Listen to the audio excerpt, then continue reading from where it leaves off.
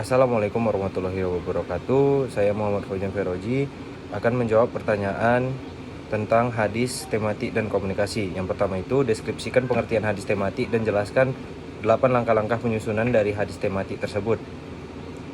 Yaitu, hadis tematik atau bagian dalam bahasa Arab yaitu maudhu'i, secara bahasa berasal dari perkataan maudhu'un yang bermakna masalah atau dasar permasalahan, dan secara etimologi perkataan maudhu'i bermakna meletakkan sesuatu atau merendahkannya, sehingga perkataan merupakan dari perkataan berpokok al-raf'u, mengangkat. Maka yang dimaksud tematik atau maudhu'i ialah mengumpulkan hadis-hadis yang terpecah dalam kitab-kitab hadis yang terkait dengan topik yang terbatas.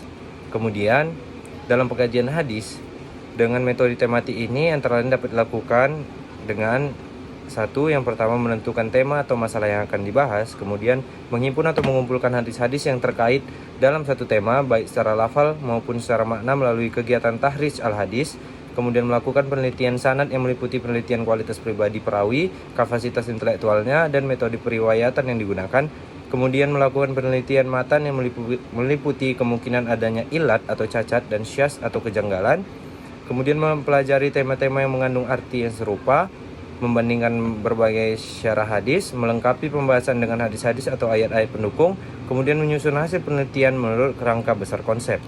Baiklah, kemudian beberapa sifat yang membuat Nabi Muhammad berhasil dalam melakukan bisnis dan dibuktikan dalam 4 hadis yang berkaitan. Yang pertama itu ada jujur.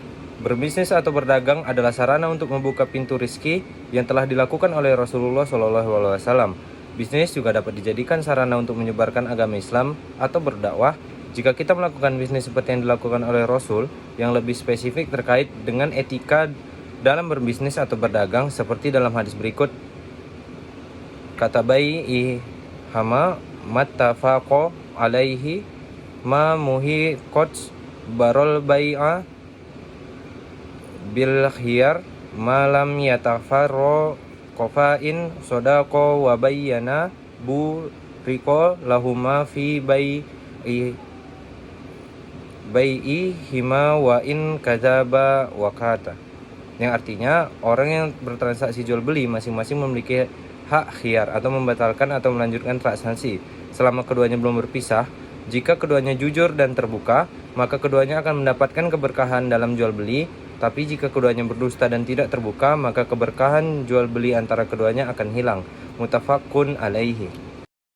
Kemudian ada amanah, yang artinya dari Abu Abdullah bin Umar radhiyallahu anhu bahwa Rasulullah SAW bersabda, seorang pedagang muslim yang jujur dan amanah atau terpercaya akan dikumpulkan bersama Nabi, orang-orang sidik, dan orang-orang yang mati syahid pada hari kiamat nanti.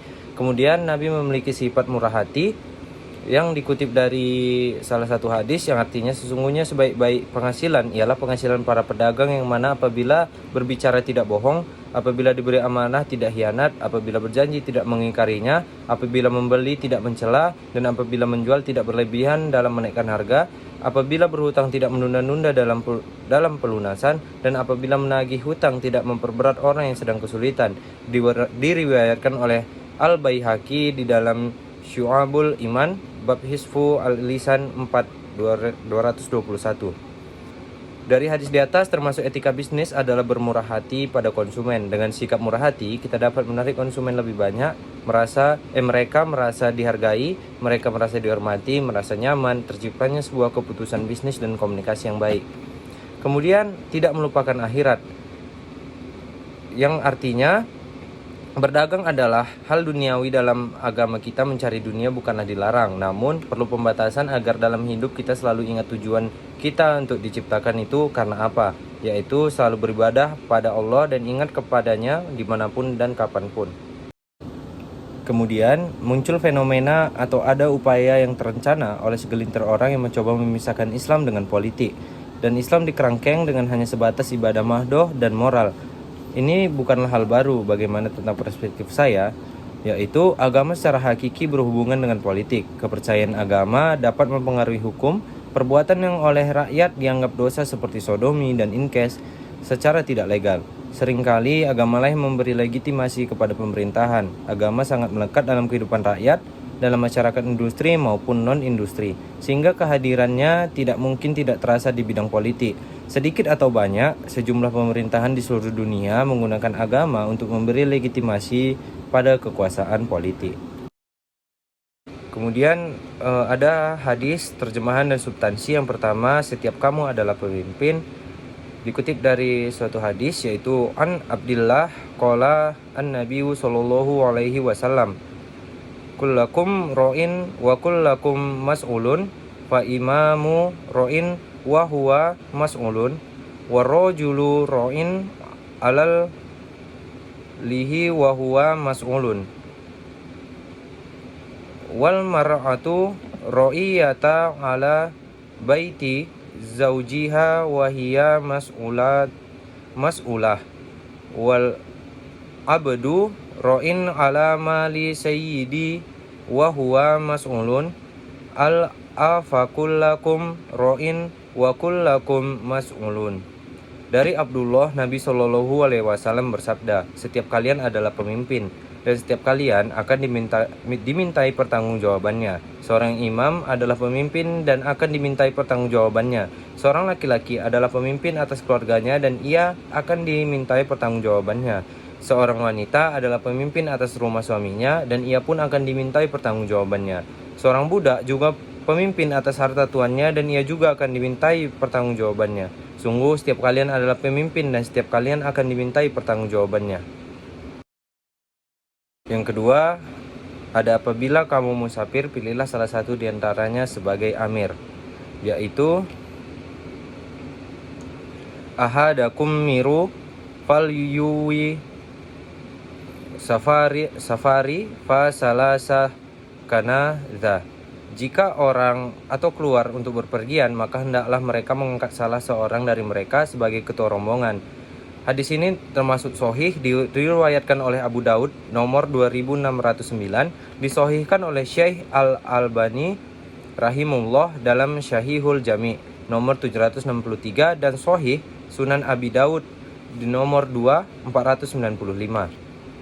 Kemudian ada hadis tentang siapa curang tidak termasuk golongan kami, yang artinya mengapa engkau tidak meletakkan di bagian atas agar orang yang akan membeli dapat melihatnya. Barang siapa yang berbuat curang kepada kami, maka ia bukan bagian dari golongan kami.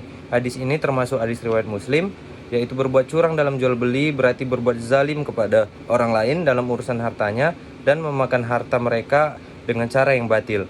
Walaupun dengan sedikit, harta yang didapatkan dengan jalan berbohong, menyembunyikan kecacatan atau mengurangi timbangan adalah harta yang haram. Sudah seharusnya kita menjauhkan diri dari harta-harta semacam itu.